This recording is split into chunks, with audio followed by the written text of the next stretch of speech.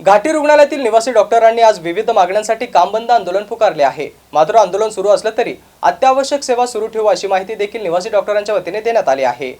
येथील हॉस्टेल लवकरात लवकर मिळावे, जुने हॉस्टेल दुरुस्त करावे, डॉक्टरांचे विद्यावेतन महिन्याच्या 10 तारखेपर्यंत खात्यावरती जमा व्हावे, विद्यावेतनामध्ये 10,000 रुपयांची वाढ व्हावी, आमच्या मागण्या 2 दिवसात पूर्ण करू असे 7 तारखेला सांगण्यात आले होते। मात्र 15 दिवस उलटून देखील आमच्या मागण्या मान्य झाल्या नाही। त्यासाठी आम्ही आता बेमुदत काम बंद करत असल्याचे निवासी डॉक्टरांनी जाहीर केले आहे। काम बंद असलं तरी अत्यावश्यक सेवा सुरू ठेवू असे देखील सांगण्यात आले आहे। तर त्या बैठकीमध्ये त्यांनी आम्हाला 3 गोष्टींचं आश्वासन दिलं।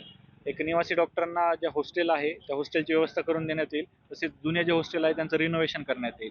त्यानंतर निवासी डॉक्टरांना दिलं जाणारं विद्यावेतन हे दर महिन्याला 10 तारखेच्या आत देण्यात येईल, तसेच विद्यावेतनामध्ये 10,000 रुपयांची वाढ करण्यात येईल। तर या 3 मागण्या 2 दिवसामध्ये पूर्ण करण्याचं त्यांनी आश्वासन दिलं होतं, पण आज 15 दिवस उलटून गेले तरी या मागण्या अजूनही पूर्ण आमच्या झालेल्या नाहीत। त्या संदर्भात सरकारकडून कुठलाही निर्णय घेण्यात आलेला नाही।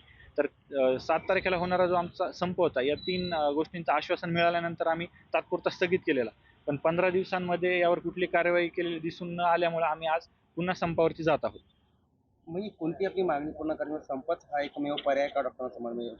तर आपण पाहिलं तर गेल्या 1.5 वर्षापासून आमच्या या ज्या मागण्या आहेत आम्ही वारंवार सरकारपुढे मांडण्यात आलो, तर प्रत्येक वेळेस आम्हाला आश्वासन देण्यात आलं। कारण आत्तापर्यंत सेंट्रल मार्टतर्फे 28 वेळा सरकारला लेटर देण्यात आलं, पण कुठल्याही लेटरला सरकारकडून एक सकारात्मक भूमिका घेतली गेली नाही। त्यामुळे आता आम्हाला संपाची भूमिका घ्यावी लागत आहे।